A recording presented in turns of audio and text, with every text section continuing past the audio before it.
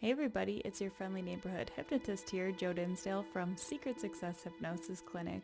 Today I'm going to be going over another case study that I've received from my friend, Demi, the faceless roommate, who is currently stuck in a vortex in the corner of my office, traveling through time and space to visit different universes, I guess. So anyway, she sends me interesting cases that she finds about the people that she meets on her journey. So let's take a look what we got here today. Case study, Alice Teatley. Background. Alice is a 28-year-old woman whose life revolves entirely around her obsession with teapots. From her home decor, to her wardrobe, to her social interactions, everything in Alice's world is centered on her love for teapots. She spends hours browsing antique shops and online forums, searching for rare and unique teapot designs to add to her collection. Alice's fascination with teapots began in childhood when she received her first miniature teapot as a gift from her grandmother. Since then, her obsession has only grown, becoming a central part of her identity and shaping her relationships with others. That's really interesting. I wish I was really into collecting, but I can't say that I've ever done a big collection of anything.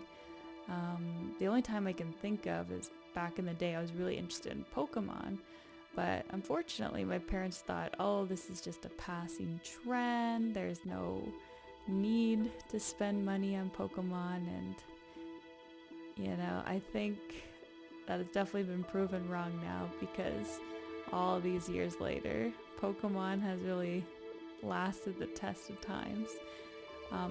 My cousins do have a giant Pokemon card collection, which I'm sure is worth a lot. Maybe they sold it for thousands of dollars. Anyways, back to the case. Presenting issues. Alice presents with a preoccupation with teapots, as we know. She finds it difficult to engage in conversations or activities that do not relate to teapots.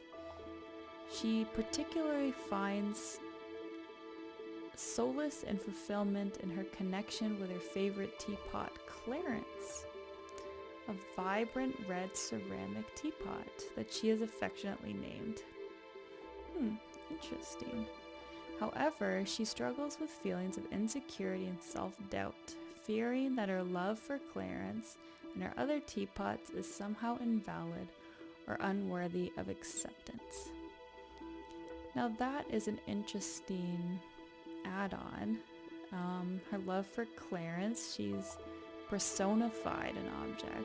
Now Clarence is an interesting aspect to the story, because now we have two different things. We have her looking into her collection, and is this normal? She's feeling a little out of place because of it, may be judged. And on the other hand, we also have Clarence, a special sort of personified object that she feels attached to, or maybe even attracted to. It says affectionately, so I'm not sure.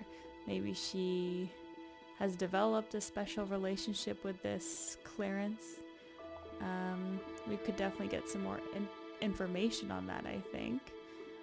And she's already mentioned a few times that she sort of struggles with socializing when it comes to things outside of teapots. So this makes me think that maybe she has some social things that she could work on in order to expand her friend group, feel more, connected to her community.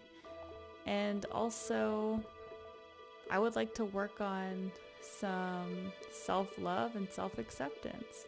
So let's talk about a psychotherapeutic approach, which I've put a few little notes here.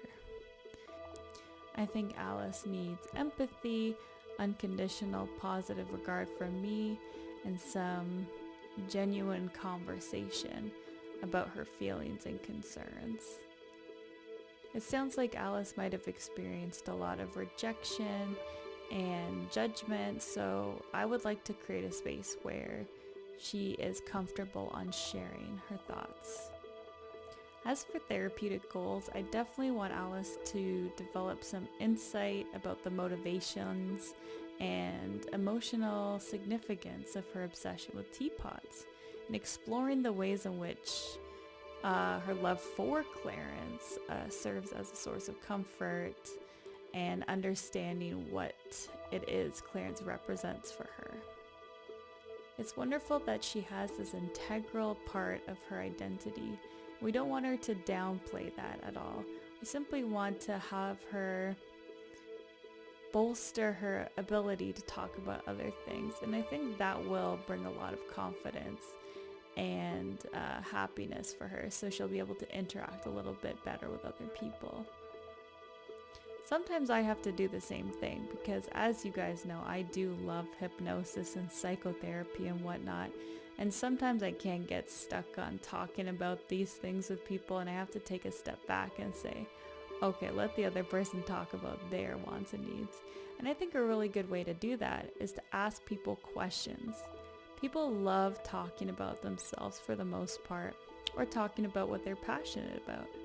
So give that a shot and ask them what is going on with them. What are their hobbies? Did you watch the game last night? What did you think? There's a lot of little social questions that we can ask that you should always have in your back pocket if you really want to have a great conversation with somebody. You know, we want to find that balance between not so much obsession, but rather finding her collection as a source of joy and fulfillment rather than a source of stress and isolation. Including a self-care plan might help Alice too, to help build up a routine where she's feeling calm, relaxed, and energized before leaving her house and trying different and new things.